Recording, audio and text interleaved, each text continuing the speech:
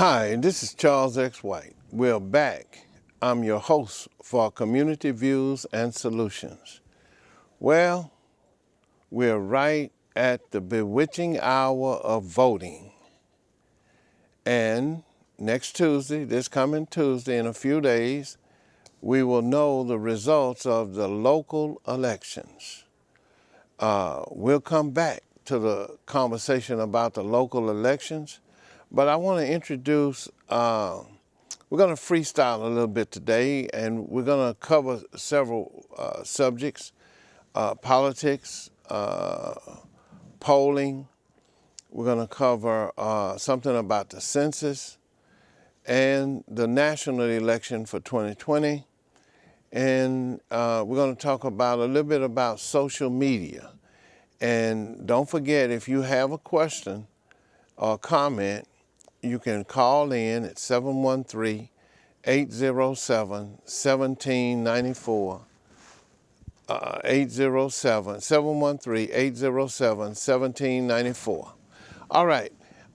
Joining me for this hour is Mr. Morris Parsons, who's a multifaceted entrepreneur and more of a subject matter expert when it comes to media and a media consultant. Mr. Parsons, kind of give the audience an idea of what is the new age of social media, how we should be taking advantage of the opportunities with social media, and maybe dispel some of the fear that older Americans or adults have about using social media. Just tell us a little bit about it. Well, thank you, Charles, first for having me here on your show. Thank Community Views and Solutions. It's such an important show.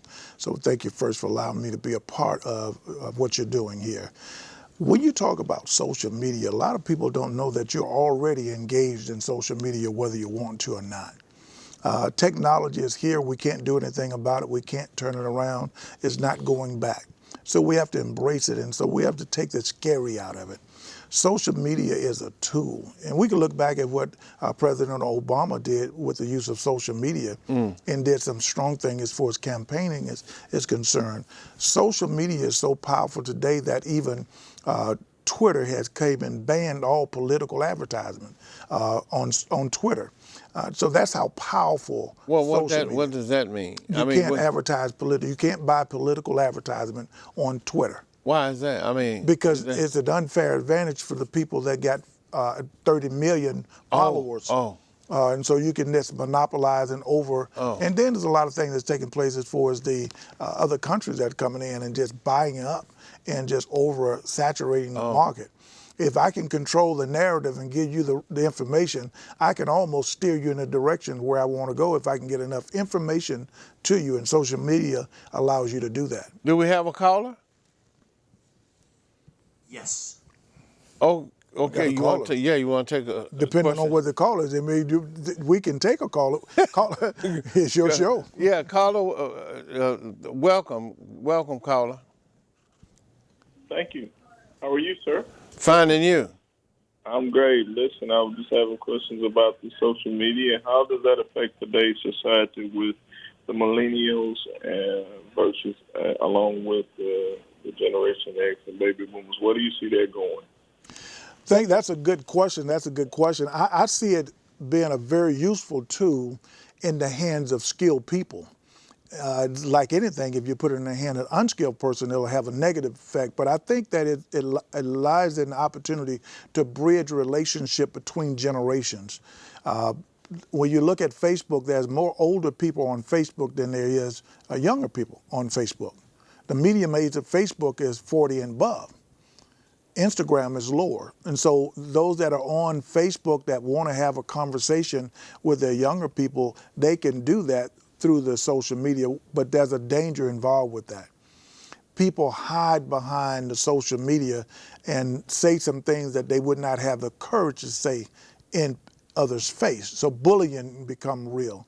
So it's a tool that can be used to bridge the gap. And if you're a researcher, especially the older people, we can step back and look at some of the things that our younger people are doing that are their habits and that they're normal for them. But for us, it's a little scary, so we can look at it and learn how to talk to them.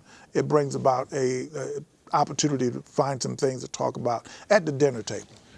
I thought, is it true that the millennials put Facebook down? They ran through that, got tired of it, and they wanted something else new. And Well, they went didn't necessarily get tired of it.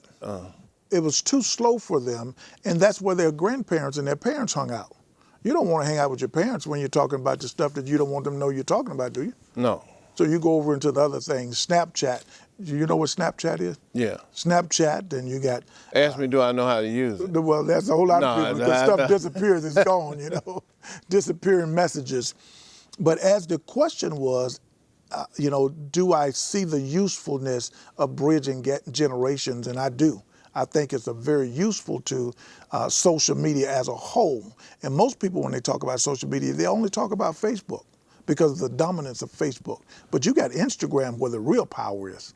Instagram. Instagram and Twitter is where the real power is. Why?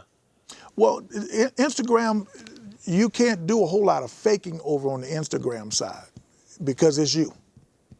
It's you there with the story. Everything is live over on Instagram. Twitter, you can create some fake accounts over in their Twitter, and you can get those followers and bots and all those things to jump up and be a part of. What's a bot?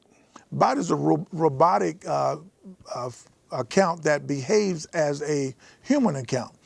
But you can put some artificial intelligence in there and it causes it to do some things that a human couldn't do. For instance, there's an operation that will have one account and they will actually mimic that account thousands of times in different iterations of that account so that it end up being thousands of accounts that will attack one account. Caller, are you still there? The caller goes. I am here. Okay, did we touch anywhere near the answer? I know that was a lot of stuff. I was trying. It was very enlightening. I got a lot of information from it, and I was just concerned how does that affect today in society. So does that mean that the baby boomers or the Generation X will be kind of omitted from being able to submerge into the new technology, or will we be able to still have the same equity as far as communications and being able to do business together? We'll be able to do business. The equity part is where the concern would be, because we don't have the volume of people and users in the social space. Millennial generation is the largest living generation on the face of the earth just by that sheer factor, and social media is free, so all of them will have accounts. There's a lot of people over 50 that don't have a social media account, so just by the sheer fact of the numbers, they'll be able to control that conversation as far as equity is concerned. But we can have value by using our wisdom, and it's going to take some things like what Charles does with charity production, and I know next year he's going to be doing a lot more that has to do with this whole social platform and engagement for our seniors. All right, caller. If you have another question, give it to us, and if not, we thank you for the call. Well, we thank you guys for what you do, man. It's very enlightening, and I enjoyed the show, so thank you. All right, thank you. Now, so. Well, you got a taste of social media just in this last couple of weeks. What? When we went with social media with your event that was coming up, and what do you have us to do? It had so much activity taking place. You said turn that thing off. Okay, let me ask you this. So, is there a core connectivity through the boomers, the X's, the Z's, the millennials? Is there a core number or tool that automatically, out of each generation, there's synergy? There's synergy when it comes to causes. Causes connect all generations. Okay. And so when you see the Me Too movement and all that, and you look at the age demographic breakdown inside of that movement, you have little girls 9 years old all the way up to seniors in wheelchairs that's all saying I'm a part of Me Too movement. Causes. So causes has always been the connectivity for any movement. Causes. Civil rights movement, causes. Black Lives Matter, causes. All of those things are causes, and it connects across generational lines. Well, give us your tip for the day on anything related to 40-year-olds to 90-year-olds using any one of the platforms, social media platforms. One tip I would give those that have not been too active on social media, you start just posting one thought of the day, just a simple thought, and do it every day around the same time of the day. Just put that thought out there. And people will begin to expect that post. As a result of that, you're creating responses to that post. And then you have people that'll connect to you. And you can begin to become an influencer, even at the very minimum level, because people will expect and appreciate the content. Content is king. Content is king. All right, let's move to this other subject we have.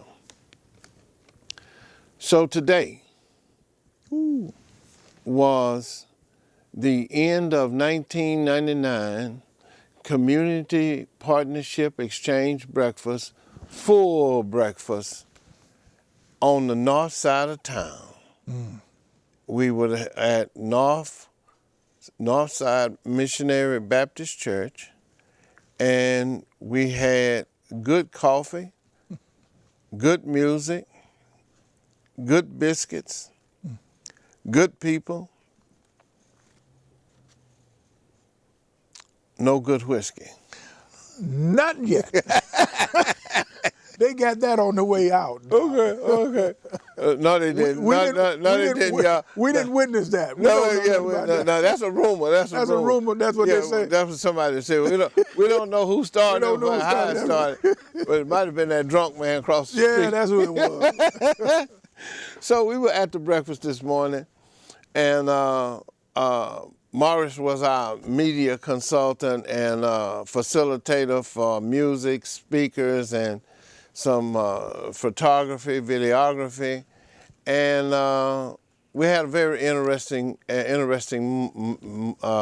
breakfast this morning, and the subject had to do, all of our subject matter are issues and issue driven.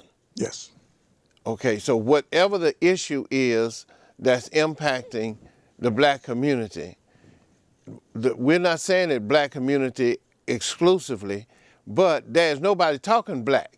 That's right. They talking LBGT, LGD, whatever that is, that one. Right. Then they talking about the Latinos and Mexicans. They don't have no shame. They don't apologize for it. And they shouldn't. And no, they shouldn't. But now black people say, now watch out. Now we always got to be inclusive, y'all. Right. We can't leave nobody out. Everybody leaving us out after we cut the trail.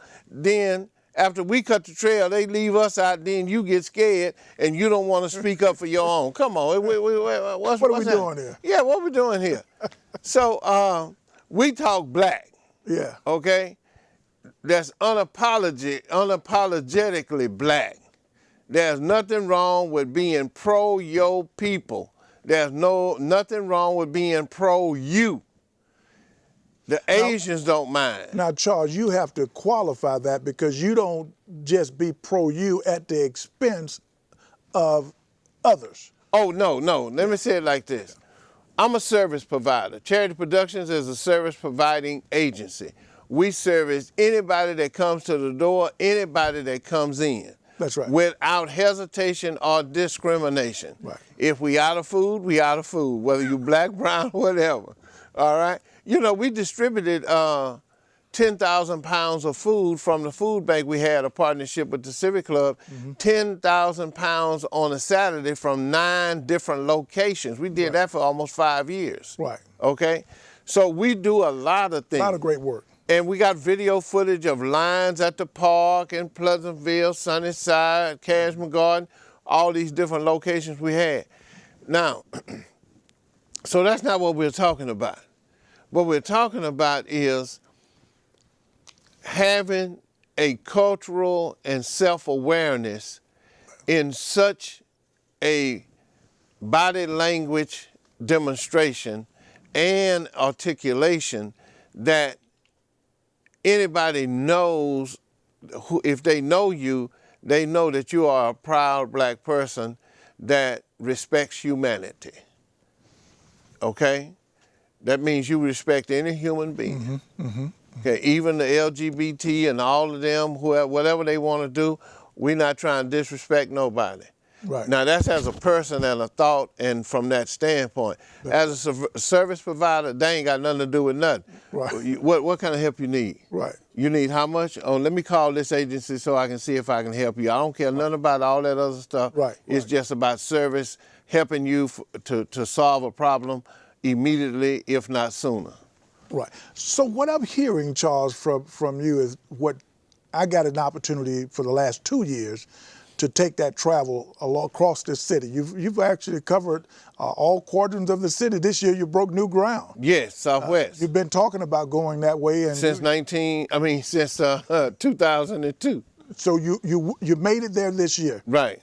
Great turnout. I got an opportunity to be a part of that historical occasion. Yes. People love it. Yeah. Next year, what do you think about next year? What does 2020 holds for charity and all the things that you've accomplished? I know you got some planning that you talked about your planning schedule that you're getting ready to undertake now for 2020. What does it look like for 2020 in charity production in the community? I would say that the minimum goal is to have a team of consumer affairs experts. Okay. Now, these consumer affairs experts will be in all 4 quarters of the city. We will meet once a month, face to face. Okay. We will have telephone conference calls once a month. And we'll be discussing issues, for an example, public works. Everybody that lives in a particular neighborhood or zip code, we're going to find what are the most repeated issues in that neighborhood, whether it's public works, metro, solid waste, whatever that is.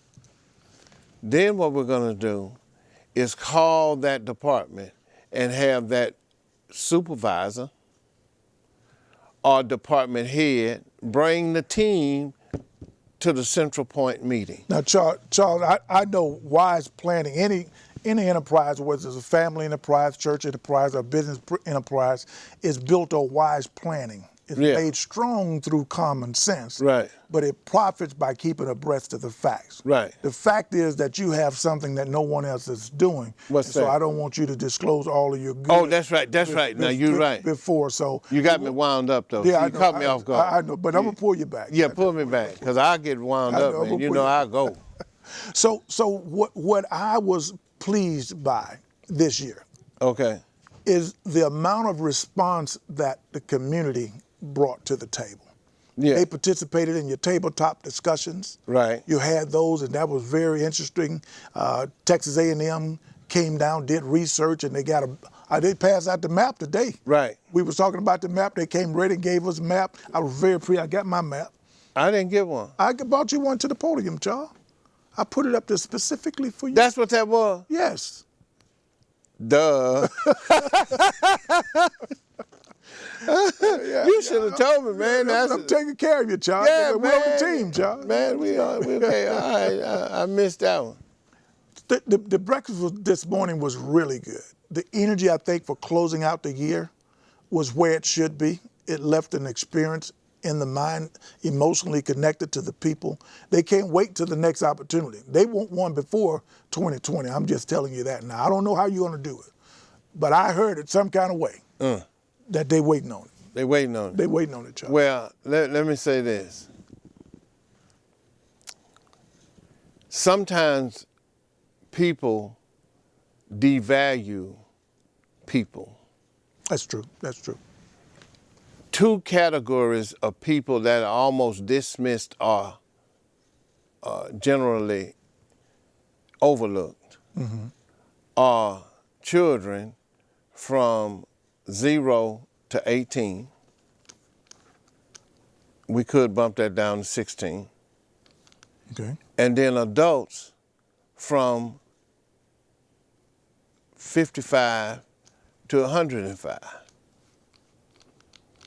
Devalued. Devalued. Immediately, on site. You don't know nothing, you ain't lived long enough. Now- You too old. So we either fall in the too old category or we too young category. Now, being in either one of those categories, that means that the resources that those individuals have, if they are not nurtured for right now, whether they're 16, 14, or 12, or whether they are 55, 85, 75, they have some existing rich, green resource whether that they can contribute. Is that a Western thing? What you mean a Western thing? Is that a Western philosophy? Like, yeah. I'm not sure. But one thing I would say, in certain cultures, the seniors are honored That's right. more than seniors are honored in the black community in the West. That's correct. Okay, now that's that part. It didn't used to be that way. No, because grandmama or big mama, whatever you call grandmama, she could still get a switch.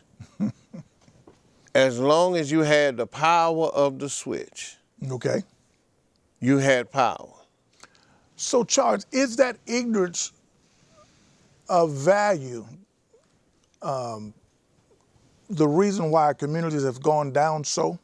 The reason that a part of that? communities have gone down so, in my view, is because of people that were greedy, predator in nature, and money driven. Money driven. Money driven, greedy, and like vicious in their makeup. They're just vicious. They're power hungry. Okay. That's why. Land in Sunnyside had some value, but when they moved stores, banks, schools, it was devalued. The only reason it's devalued is for somebody else to come and make a new real estate deal. So you're saying it was a system by design? It is by design. And in part, the designers are the private sector, the financial sector, and the political sector. So, Charles, how could that happen with all of our leaders saying that they're leaders? Would they sleep at the wheel? No, they weren't. participating. Wait a minute. You just hit on something. See, the cliche, the ghost, the curtain that they hide behind is where they sleep at the wheel. No, they wasn't asleep. Wide awake? They was wide awake. They just had their eyes closed, but they were not asleep. They were part of it, and they had to make it appear that they were not a part of it, and that only took the trick of just closing my eyes. That don't mean I wasn't listening. That don't mean I wasn't communicating. I remember early on I said, public policy hides money and moves money. all the programs and all of the services that are lacking in the black community are frozen because of a policy that the money is not moving in that direction. If the money was moving the University of Houston professor, 10 years ago, I think, Susan Rogers, we got our differences, but she put out a research paper on Sunnyside. She said, this is 10, maybe 10 years, maybe 8, maybe 9, somewhere in there. She put out this paper, book, that on Sunnyside. And in her book, I think it's on page 21. It's in 3 different places in her book. $22 million leaves Sunnyside annually.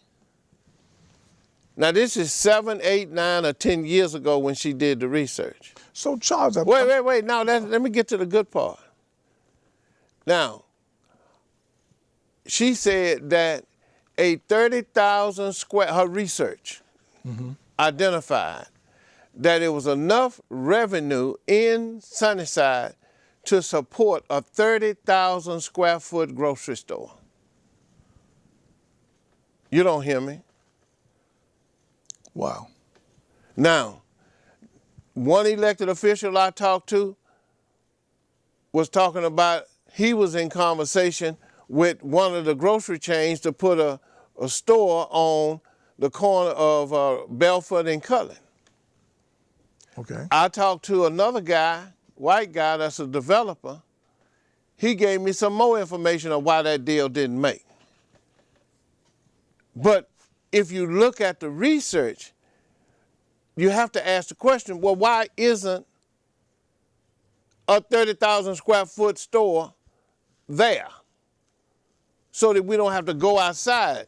And so what she was saying is that $22 million that's going out of Sunnyside, that's just one, I didn't say South Park, just Sunnyside, is because the services are outside Sunnyside. So that is by design. Same thing with the schools. All the schools that closed in Sunnyside, South Park, the children are being bused outside of Sunnyside. That's why you through policy, you have allowed the school district, because of low attendance, close the school or repurpose it because it hit that threshold of less than 550 students, I believe. So Charles, we have politicians that are there to watch out. That's what their jobs are, I understand, based on the description. They are doing what is called, listen audience, I'm giving you some good stuff right here. That's right. Anybody want to challenge me on it, politician in politics now or was in politics, I don't care. Let's talk about it. We can come on this show and talk about it. Bring your stats and people, I'll bring my stats and people, and let's talk about it right here on TV and see who right. Now, you tell me why all them schools closed. They got a policy in HISD, CT2. That is the policy that authorizes a school district to close or repurpose a school in a short period of time. It's one of the criteria is low attendance. Now let me just put a pin right there. This is the game, people. Here's what they do. They take the good programs that's at that school or in that neighborhood at a school and move it across town. The parents, knowing they want their child to get a good education, say, if the program going over there, you going over there. Well, if so many children go over there, that's going to drop the attendance. You are in the category now where say you have low attendance. So black children, in a sense, are propping up white schools with attendance and killing the schools locally. And have you heard any elected officials, black, white, or otherwise, call for a blue ribbon task force on education 5 years ago, 10 years ago, 20 years ago, 25 years ago? This problem just didn't pop up. It's not a pop-up problem. This is a systemic plan, design, policy problem that somebody had their eyes closed, but they was listening, and the bank was open. So Charles, they close all these schools and then they build all these houses in the community where the schools That are ain't for closed. none of the people that's there now. That's for the new people That's the moving new in. people coming in? Yeah, that's for the new people coming in. You heard the mayor say that he wants to do something where it doesn't push the people out. He said that this morning? He said that. Matter of fact, We got that, don't we? We got that tape. Mark, let's Let him tell it. Yeah, let's roll the tape. Mr. DeMille. On the south side, South Park, Sunnyside. On the northwest side, Acres Home, Independent Heights, Denver Harbor, Manchester Place. Neighborhoods that have been looking the same for decades. Underserved, under-resourced. For decades. Houses, seniors living in houses that need to be repaired, or in some cases torn down and rebuilt. More affordable housing needed to be built. Better parks and green space. We need more protection, public safety important, infrastructure, neighborhood schools needing to be improved. Neighborhoods within our communities that have been looking the same for a long time. And so when I came in, I said, not enough grocery stores, food deserts in the fourth largest city, in neighborhoods. Certain communities got the very best grocery stores. In other areas, you got to catch what you can, where you can. And I said we wanted to turn those things around. So we started focusing on what we call complete communities. Because I don't care where you live. If you're in Northeast, if you're in Northwest, if you're on the South Side, you want the same thing that everybody else gets. You want quality grocery stores. You want parks and green space. You want affordable housing. All of those things, safe communities. So we started focusing on complete communities. It was interesting when Charles spoke about A&M, and the focus was on sustainable communities. Well, complete communities that we put forth says we want to leverage resources, not just resources from the city of Houston, because if you just leave it up to the city, we don't have enough. But we need to partner with others outside of the city of Houston, city government, financial institutions, faith-based organizations, nonprofits, developers. The list goes on. And I've asked them to join with us in providing resources to build up these communities that have been underserved and under-resourced. Not to force people out, but you want the improvements and you want to be able to stay in your communities. And so we're focusing on complete communities, sustainable complete communities. Because you don't want to do something today and then 5 years from now, you're back to where you were 5 years ago. Sustainable complete communities. And so Cashmere Gardens and the Greater Fifth Ward, we're focusing on that community. We're focusing on Acres Home. We're focusing in on Sunnyside. Fort Bend. There are 10 that we have identified to approach in a very concentrated way to build these communities up. And why am I passionate about it? Because many of you know my story. I grew up in Acres Home, like one of these communities. I come out of a family where neither one of my parents graduated from high school. Dad died early of cancer. Mom was a maid at the Rice Hotel downtown. Didn't graduate from high school, never learned how to drive. I don't fault her. I'm not being negative about my mama, because my mama was the CEO of the Turner household. Anytime a mother by herself, without a high school degree, never learned how to drive, can rear 9 kids by herself, she can rear 9 kids by herself, and one of those 9 now happened to be the mayor of the 4th largest city in the United States. She did something right. But my mama told me, never forget from which you have come.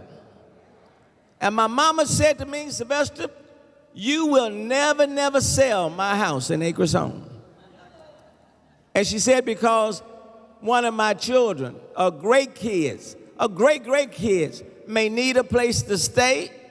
This is our home. And even when I leave here, this home will remain in the Turner house. She said, Sylvester, you will never sell my home. And I'm counting on you to keep that house at 3005. You know, my brother is living at that home right now. My mama passed just before I announced to run for mayor this last time. And so for communities just like that, we need to build these communities up. And lastly, I'll say this. Who is your mayor matters. Who's your mayor matters. Now, I've got a guy spending $10 million against me. $10 million. I didn't say one. $10 million. Saying a whole lot of stuff. Making a whole lot of noise. Just like that guy in D.C. A whole lot of noise. And folks said, Mayor, are you worried about it? Let me just say this, and I'm taking my seat. I didn't get here by myself. I didn't get here by myself. But I also believe that when you exercise your right to vote, that is your voice. We may not have $10, $20 million, but the good news about the vote is that when you go in and vote, my vote is just as important as anybody else's. It's only when you don't vote do you give somebody the advantage. Now, let me ask. I know many of you have already early voted, but by a show of hands, and just be honest, you still got time to vote. How many have not voted yet? Haven't voted yet. Just be honest, you haven't voted yet. Raise them up real high, because I want to look at you very carefully. Because when I pray, I want to know who I'm praying for. Lord, I'm praying for all these people who raised their hands who haven't voted yet. Let me ask you to exercise your right to vote. And do it today. Tomorrow is the last day to early vote. Tuesday is the very last day to vote, period. But let me say to you, I know this is not the presidential race where everybody go and line around the poll waiting to vote on the president. But just like you got a Trump there, you got one running here. Don't wake up on November 6th and wonder why things happen the way they happen. Please exercise your right to vote. And I'll close with this. I go to the same barbershop that I've been going to for 40 years, right there in West Montgomery in Utah. Sister Haywood. I've been going to her for 40 years. I go on Friday mornings early or in between stops in the evening. I was there on an early morning on a Friday. This senior citizen came to the barbershop. She said, Mayor Turner, is that you in the chair? I said, yes, ma'am. She said, they told me you come here on Friday mornings. I've been coming, but I finally caught you. She said, Mayor Turner, I just believe if I told you my story, you could help me. She said, I've been living in a house that's in bad shape. She said, Mayor Turner, it's in bad shape. It's in bad shape. I think you can help this little old lady. She was in her early 80s. She told me her story. We went and looked at her house. It was in bad shape. I told my people at the city, I want her out of the house. Let's get her out the house. It doesn't make any sense for her to be in this house, and it's in bad shape. 2.5 months later, I'm back in the barbershop. And here comes Miss Milkins in the barbershop. And she said, Mayor Turner, is that you in that chair? I said, yes, ma'am. I said, is there a problem? She said, no, I didn't just come to talk to you. I came to talk to everybody else in this barbershop. She said, if y'all don't vote for Mayor Turner, God gonna get all of y'all. She said, I want y'all to know I'm in a brand new apartment and my house is being torn down and being rebuilt. And she said, my dog Billy in the new apartment hopped on the table in the new apartment and started barking. And she said, Billy was saying, Mama, we're in a brand new place and we don't have to run away from these critters anymore. Let me tell you something. When a dog knows that he's in a better place and willing to bark and say it has been better, if you don't exercise your right to vote, be careful, you may not recognize what you had until it's gone. And nobody else can represent you better than you representing yourself. My name is Sylvester Turner. I am your mayor, and I am asking you for your vote. That's it, man. That's pretty good. Well, look, since we called in a field #1 political scientist, Joshua Ben Buller, Harris County Courtroom Observers. You were on last year, giving us some political predictions and observations. Enlighten the audience on the mayor's race and all the other races that now you work the polls every day, right? Yes. Okay, and when you work the polls, you see people coming in and voting and so on and so on. Give us an overview of what you see at the poll. Is the voting light? Is it heavy? How many different polls do you circulate around? Well, of course, the voting is light. The voting is light. Yeah, it's not a heavyweight voting cycle. Okay.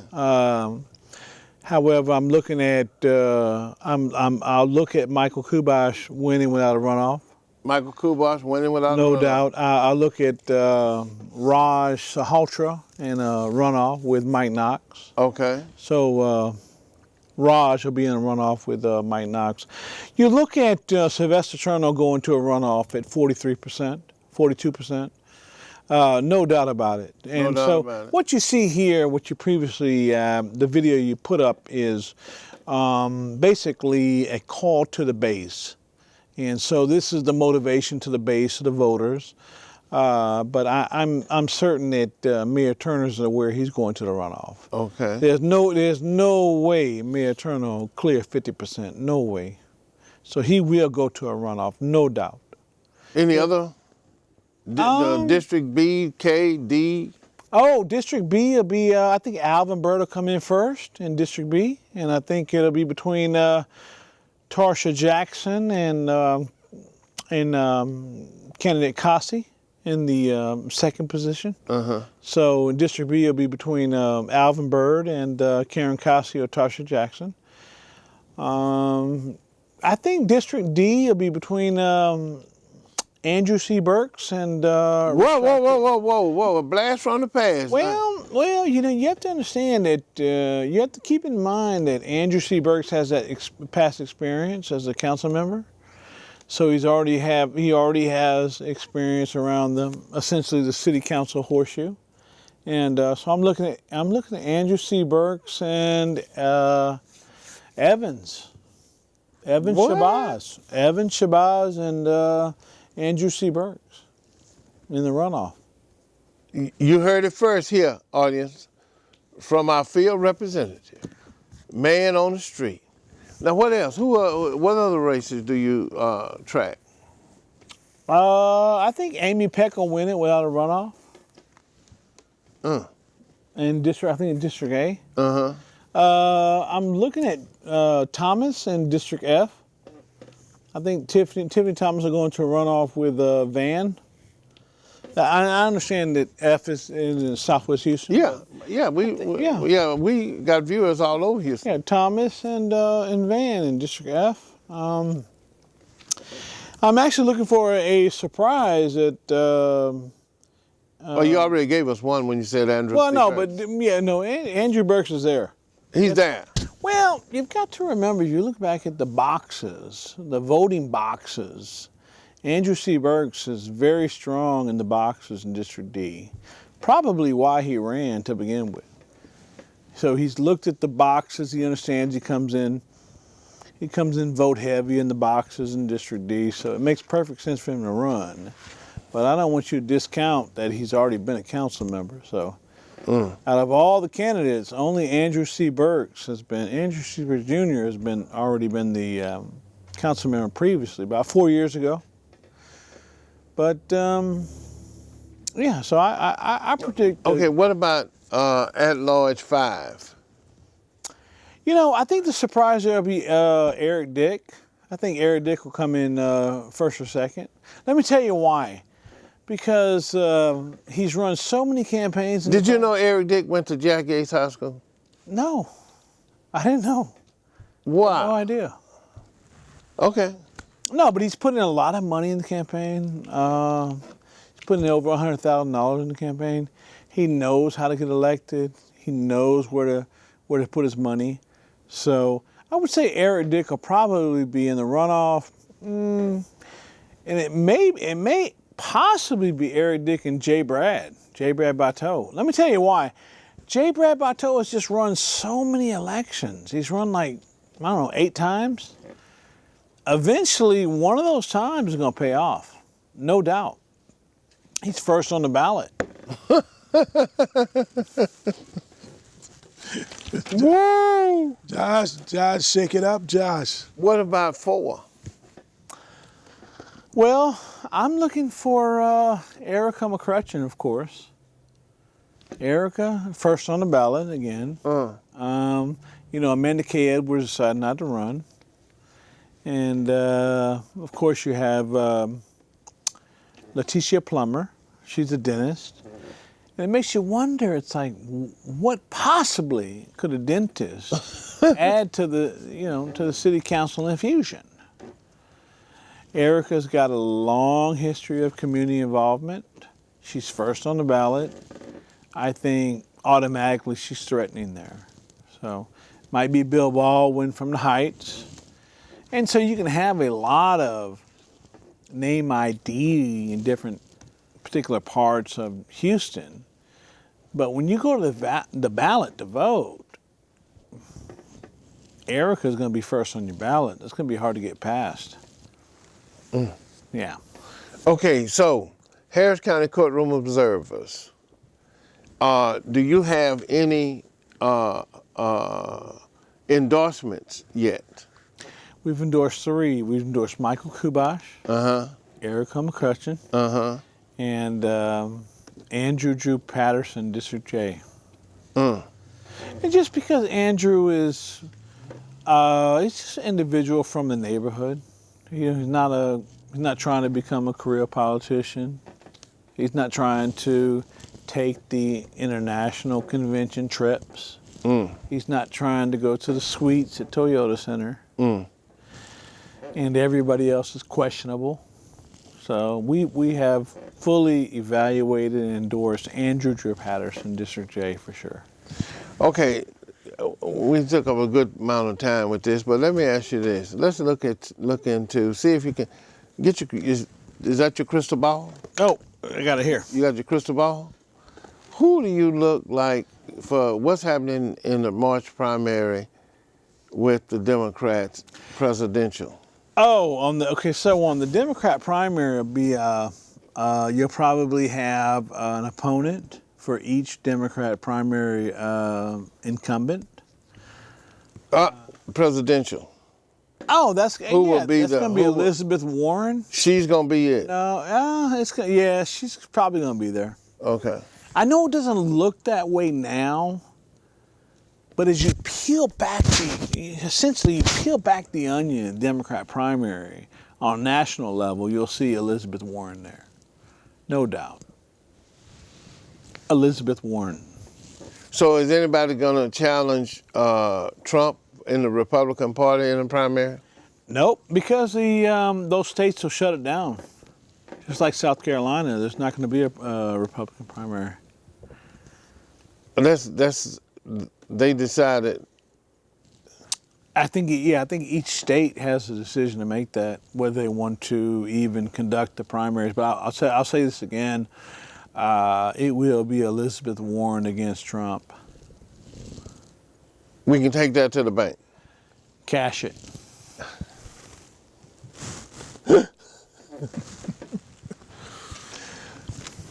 Okay. What about some local federal 2020 election? I'm a big supporter of current Judge Robert Johnson, of course. I like the incumbents. I don't think the incumbents deserve anybody to run against them. What?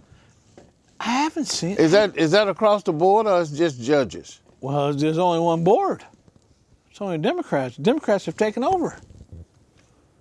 There's no Republican offices in Harris County. I mean, there's like one or two justices of the peace, but 98% of the offices are Democrats. Okay, I know that sweep took a lot of them out. So you mean that any Republican opposite mirror candidate for the Democrats that's a Republican in the general election, you're saying they're still not going to win? In the primary. The general, they'll win. Wait a minute now, wait.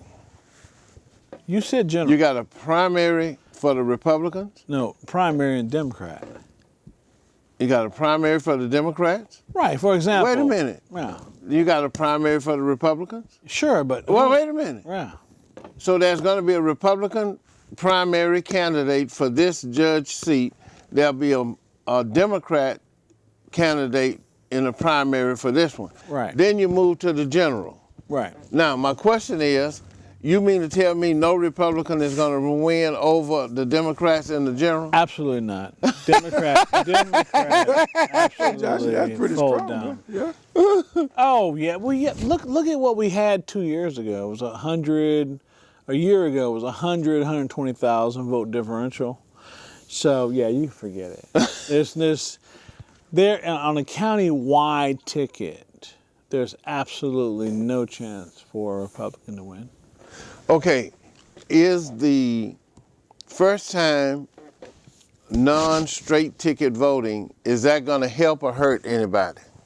Not on the general, no. If you're the Democrat primary nominee, you'll win, no doubt. What you're talking about is contested races in the primary. And you're basically talking about the Democrat side. You're wasting your time on the Republican side. The Republican side is basically just to draw in whatever campaign contributions are available. You're hitting your mic. Got it. Okay. Well, A lot of information. you heard it here first. All of the political field observations from the Harris County courtroom observers and their number one champion, Joshua Ben Bullard. Analyst. Oh, you're an analyst. Say analyst. Okay. So Analyst works best. Yeah. Okay, it works best. Okay, you got 2 or 3 hats. If you're going to run against Ann Harris Bennett, you've got to take her out at the primary on the Democrat side. You can't win against her in the general election. It's impossible. If you want Ann Harris Bennett's seat, you've got to run against her in the primary, Democrat side. General election, the Republican side, you won't win. You'll lose.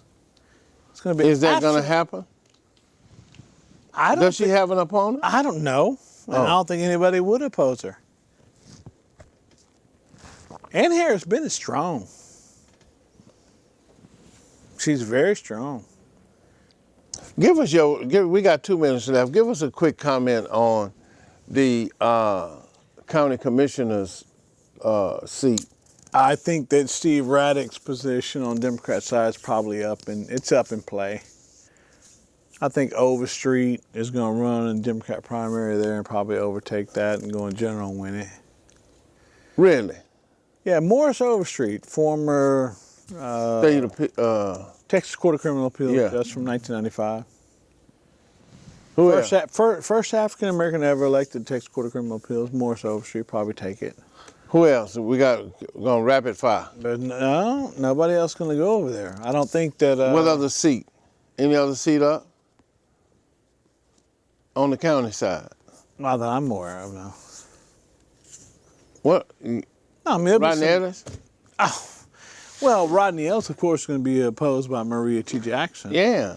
I think Maria T. Jackson is going to give him a fight. It'll be close. It's going to be. Let me tell you something. Rodney Ellis is from 1989. He was city council from 1989 1994. Sheila Jackson Lee took his position. He left in 95. You start getting into 89, 90, 94, 95. It's a long time ago. Maria T. Jackson has the ability to build the momentum, easily overtake Rodney Ellis easily. No doubt. He got Kubai, she's got Mike Knox in a runoff, he's got Sylvester in a runoff, he's got Alvin Bird in a runoff with Tasha Jackson and Karen. Kasi. What did I pronounce her last name? Kasi. And then you got, and D, you got Andrew Burks and Yvonne Shabazz. And then she got an A, Amy Peck, over in F, Thomas, Erica Dick in McCutcheon. 5, and Jay Brad over in the Heights coming out. Possible. That's a possible. Well, look, y'all. We gotta go. We're gonna be talking more. We're gonna go get some coffee and finish talking about this. But this is Charles X. White, your host for Community Views and Solutions for this segment. We'll see you next time. And we want to thank our guests, Mr. Morris Parson and Joshua Ben Bullitt from the Harris County Courtroom Observers, and Mr. Parson, a media consultant. Did I say it right? You got it. Okay. Thank you for listening and looking. We'll see you next time.